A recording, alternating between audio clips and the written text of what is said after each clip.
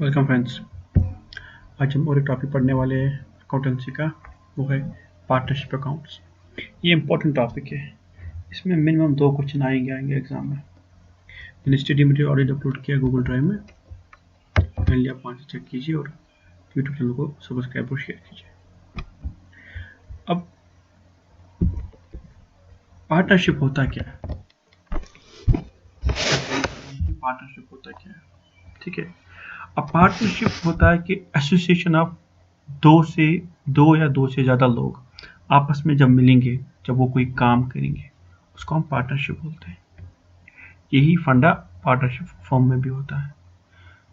Association of 2 और more people, minimum दो से ज़्यादा लोग आपस में जब मिलेंगे, कोई काम करेंगे, मगर कौन सा काम? लीगल बिजनेस, इलीगल बिजनेस नहीं।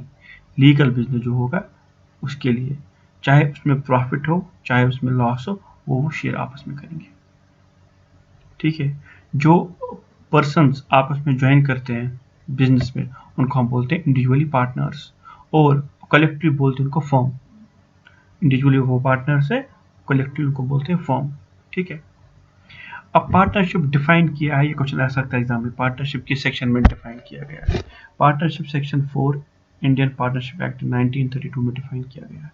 ये बात याद रखना, सेक्शन 4 1932 इंडियन पार्टनरशिप एक्ट में वो क्या बोलता है? Partnership is the relation between 2 or more persons who are agreed to share profit of the business or loss of the business carried by them, ठीक है।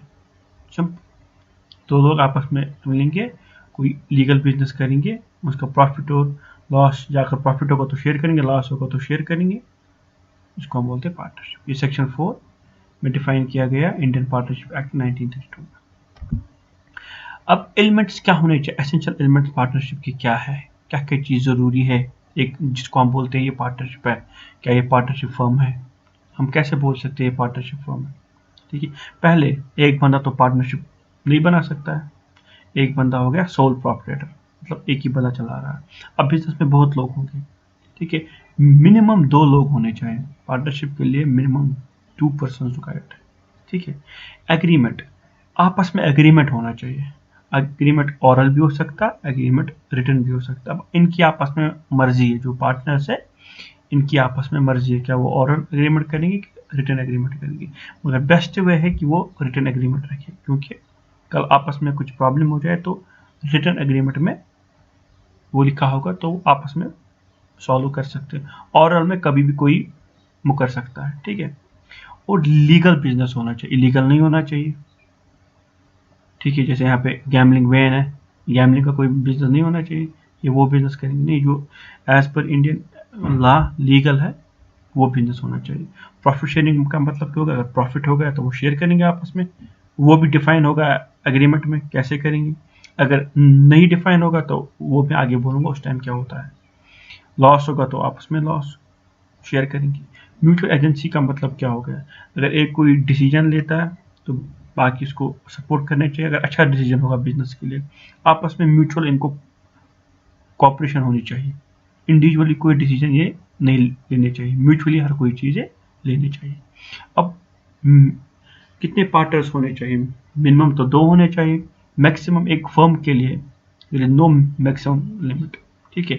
मगर कंपनीज एक्ट जो है 2013 2013 का, उसमें अगर कोई बैंकिंग खोलना चाहता है, बैंकिंग का बिजनेस खोलना चाहेगा, तो ओनली उसमें 10 मेंबर्स अलाउ है। मिनिमम तो 2 है, मैक्सिमम 10 मेंबर्स। कंपनीज के लिए maximum members should not exceed 20, ठीक है। ये क्वेश्चन आ सकता है कि बैंकिंग में कितने मैक्सिमम मेंबर हो सकते हैं? 10 मेंबर्स। कंपनी में कितने मैक्सिमम मेंबर? 20 मेंबर्स, ठीक है। अब आपने सुना होगा जब कोई पार्टनरशिप आपस में करता है, वो पार्टनरशिप डीड साइन कर लेता है। अब ये पार्टनरशिप डीड होती क्या है? एक एग्रीमेंट होता है, एक फॉर्मल एग्रीमेंट होता है आपस में, जो आपस में ये बिजनेस करते हैं उसका एक फॉर्मल एग्रीमेंट होता है। मैंने पहले भी बोला एग्रीमेंट ऑरल भी होगा या रिटन भी होगा, मगर बेहतर है कि आप रिटन में लें। क्यों? लॉ जो लॉ इंडियन लॉ है वो ऑरल नहीं मानता है, वो रिटन डॉक्यूमेंट मांगता है। Law does not expressly require that there should be an agreement in writing, but the absence of written agreement may be the source of the problem in managing the affairs of the partnership firm। जो मैंने बोला, कल कोई मुकर गया, मैंने कभी बोला आपके पास कोई सबूत नहीं है, अगर आपके पास रिटन एग्रीमेंट होगा, उसके साइन होंगे, तो आप उसको लायबल, ठीक है, वो फिर लायबल है। तो इसलिए इम्पॉर्टेंट है क्या कि जो एग्रीमेंट होना चाहिए वो रिटन होना चाहिए, मगर ज़रूरी नहीं इंडियन लॉ के हिसाब से एग्रीमेंट रिटन होना चाहिए, ऑरल भी हो सकता है, एग्जाम में आ सकता है। Agreement can be both, agreement can be oral, written, both, ऐसा क्वेश्चन आ सकता है, ठीक है। अब जो डीड होता है उसमें क्या क्या चीज़ें होनी चाहिए, एक तो name of the firm, ABC enterprise, ऐसे कुछ, उसका एड्रेस ऑफ द पार्टनर के अलग अलग से, एक तो फर्म का नाम क्या होगा, XYZ enterprise, name of and address of all the partners, Rohit उसका एड्रेस क्या है, राम उसका एड्रेस क्या है, इशफाक उसका एड्रेस क्या है, ठीक है। Nature and the place of the business, कौन सा बिजनेस है और कहाँ का है, ड्यूरेशन ऑफ द पार्टनरशिप, कितने टाइम के लिए पार्टनरशिप होनी चाहिए, date of commitment of the partnership, कब से पार्टनरशिप स्टार्ट है, amount of the capital contribute by each partner, कितना ईच पार्टनर, जो हर कोई पार्टनर उसने बिजनेस में कितना पैसा डाला है, ratio in profit and loss are to be share, अगर लॉस हो गया तो कितना शेयर करेंगे, प्रॉफिट होगा तो हम कितना शेयर करेंगे, ठीक है। मगर अब क्या होता है, कभी कभी ये पार्टनरशिप डील लोग आपस में बनाते नहीं है, ठीक है, बोलते हैं कोई बात नहीं हम नहीं बनाएंगे, हमें पता, आपस में हमें पता है। उस टाइम पे क्या होता है, अगर एब्सेंस ऑफ पार्टनरशिप डीड होगी, अगर पार्टनरशिप डीड नहीं होगी तो उस टाइम क्या होगा बिजनेस में, अगर प्रॉफिट होगा, लॉस होगा, तो दोनों इक्वली शेयर करेंगे। एग्जाम में क्वेश्चन आ सकता है, in the absence of the partnership did the profit and loss will be shared, आप लिखो, उस पर लिखोगे as per the agreement, equally लिखा होगा, उस पर लिखोगा 1/3 2/3 ऐसे ही लिखा होगा, ठीक है। उसका आंसर क्या, equally, the partners will share the profit and loss in the equal ratio. ये बात इंपॉर्टेंट याद है, ये बात याद रखना है, इंपॉर्टेंट क्वेश्चन एग्जाम में आ सकता है क्वेश्चन, कि अगर पार्टनरशिप डीड नहीं है तो जो प्रॉफिट अगर होगा या लॉस अगर हुआ बिजनेस में, तो वो कैसे शेयर करें, वो इक्वली वो शेयर करें, ठीक है। अगर किसी ने लोन लिया है, बिजनेस से कोई पैसा लिया है, उस टाइम क्या इंटरेस्ट लगेगा, interest on loan will be given at 6% per annum to the partners. Partner ने बोला मुझे अभी पैसे चाहिए, मुझे अपने बिजनेस से लोन लेना है, अगर कोई एग्रीमेंट नहीं, अगर एग्रीमेंट होता उसमें लिखा होता हम 10% के हिसाब से लेंगे, मगर अगर एग्रीमेंट नहीं होगा तब इनको 6% के हिसाब से लेना है, ठीक है। No interest is allowed to partners on the capital invested by them, अगर मैंने अपने बिजनेस में 1 लाख रुपये डाला है, 2 लाख बिजनेस डाला, हम 5-6 लोग हमने बिजनेस स्टार्ट किया है, ठीक है, हमने बिजनेस स्टार्ट किया, मगर हमारे पास पार्टनरशिप डीड नहीं है, मुझे कोई भी उसमें इंटरेस्ट नहीं मिलेगा। अगर पार्टनरशिप डीड होगी, उसमें अगर लिखा होगा कि हमें इंटरेस्ट मिलेगा, उस पर 1% मिलेगा, 2% मिलेगा, तो हम देंगे। अगर कोई पार्टनरशिप डीड नहीं होगी तब उस टाइम पे हम कोई इंटरेस्ट नहीं देते पार्टनर को, जितना पैसा उसने इन्वेस्ट किया बस फर्म उसी की लायबल होती है, बस। No partner is to get any remuneration, ना कोई सैलरी मिलेगी, ना कमीशन मिलेगी for participating in the business, क्योंकि पार्टनरशिप डीड नहीं है, ठीक है। No interest will be charge on drawings made by the partners, ठीक है। अगर अपने लिए कोई पैसा निकाला बिजनेस के लिए, उसमें कोई इंटरेस्ट नहीं चलेगा, ठीक है। अब ये इसमें एक अलग अकाउंट बनता है, जो ये पार्टनरशिप होती है आपस में, जो ये डीलिंग करते हैं पार्टनर्स आपस में डीलिंग करते हैं, उसका अलग अकाउंट बनता है, ठीक है। उस अकाउंट को हम बोलते हैं profit and loss appropriation account. ये अकाउंट क्या होता है, ये सिंपल एक एक्सटेंशन होता है प्रॉफिट एंड लॉस अकाउंट का, ठीक है। इसमें कुछ नहीं होता है, इसमें हम सिर्फ प्रिपेयर करते हैं कि प्रॉफिट कितना है पार्टनर्स का, सब मिला के फिर देखते हैं प्रॉफिट कितना है पार्टनर्स, हमने पार्टनर को कितना कमीशन दिया, कितनी सैलरी दी, इंटरेस्ट कितना दिया, ड्राइंग्स कितना, अपने लिए कितना पैसा दिया, ये इसमें हम रिकॉर्ड करते हैं, इसको बोलते हैं profit and loss appropriation account, ठीक है। इसमें क्या होता है, extension of profit and loss account, that is prepare to distribute net profit among the partners, ठीक है। कितना हमें प्रॉफिट डिस्ट्रीब्यूट करना है या लॉस डिस्ट्रीब्यूट करना है आपस में, इसमें जो एडजस्टमेंट होगी वो माइनस हो जाएंगी। मतलब क्या होगा, अगर हमने कोई सैलरी दी है पार्टनर को माइनस हो जाएगी, कमीशन दिया वो माइनस हो जाएगी, इंटरेस्ट ऑन कैपिटल अगर होगा एग्रीमेंट में तो वो देंगे तो वो माइनस हो जाएगा। अब इसकी एंट्री, अकाउंटिंग एंट्री क्या होगी, इतना आपको डीप जाने की जरूरत नहीं है, बस थोड़ा इसको याद रखो। अगर कोई बिजनेस में अपना पैसा डालता है, बिजनेस में कोई अपना पैसा डालता है, उसको हम डेबिट कैश करते हैं।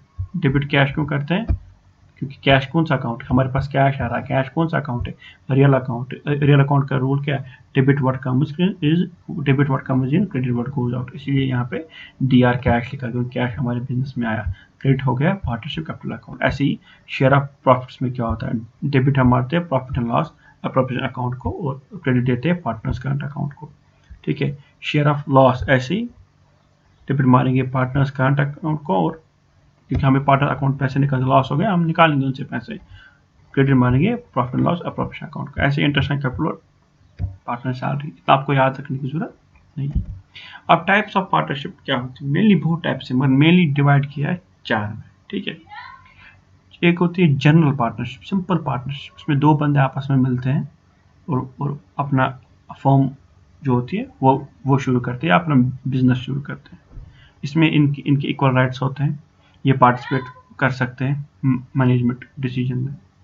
ठीक है, इनको राइट होता है बिजनेस में, जो प्रॉफिट होगा लायबिलिटी होगी इनकी इसमें इक्वल शेयर होते हैं, उसको बोलते हैं जनरल पार्टनरशिप, जो जैसी सिंपल होती है।